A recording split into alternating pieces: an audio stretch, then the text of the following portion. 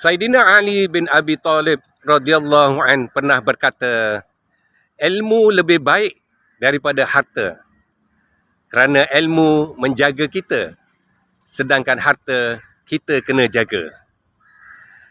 Saidina Ali pernah berkata, ilmu itu lebih baik daripada harta, kerana ilmu menjaga kita, sedangkan harta kita kena jaga.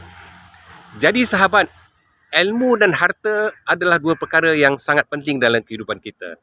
Kita memerlukan ilmu dan kita memerlukan harta.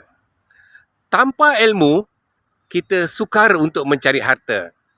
Tanpa harta, kita juga sukar untuk menimba ilmu.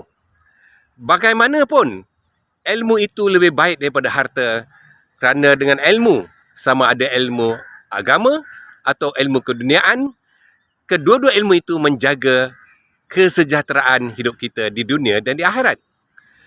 Sedangkan harta, kita kena jaga, kita kena awasi.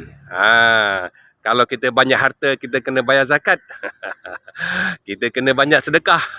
Kita banyak tolong orang, supaya harta itu memberi manfaat kepada kita. Bagaimanapun, kedua-duanya memang penting dalam kehidupan manusia. Tetapi sebagaimana Saidina Ali sebutkan tadi, ilmu lebih penting daripada harta, kerana ilmu sentiasa menjaga kita, sedangkan harta kita kena sentiasa jaga.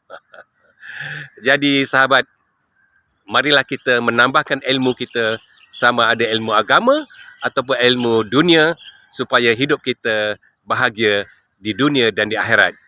Jumpa lagi. Terima kasih.